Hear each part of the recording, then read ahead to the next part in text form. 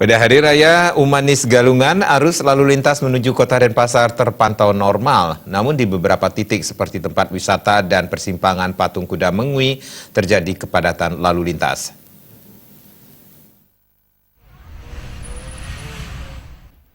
Menurut Kepala Dinas Lingkungan Hidup dan Kebersihan Kabupaten Badung, Iputu Eka Mertawan, salah satu faktor penyebab berkurangnya volume sampah pada Galungan kali ini karena pelaksanaan Hari Raya Galungan tahun ini tidak jatuh pada musim hujan.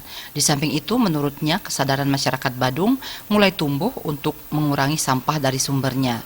Hal ini terlihat dari berkurangnya sampah kantong plastik yang hanya sekitar setengah ton per hari. Sebelumnya sampah plastik mencapai 3,6 ton per hari. Dari jumlah total sampah 281 ton per hari pada Galungan kali ini.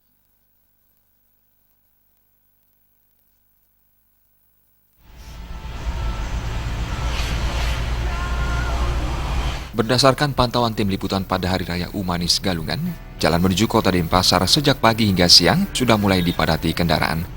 Lalu lintas dari arah Singaraja menuju Denpasar, arah Tabanan menuju Denpasar, tepatnya di pertigaan Patung Kuda, Jalan Raya Bringgit, dan Jalan Bebas Terminal Mengwi, seperti biasanya mengalami antrian panjang. Kepadatan juga terjadi di objek wisata seperti di persimpangan Catus Pate Bencinga, Puri Mengwi.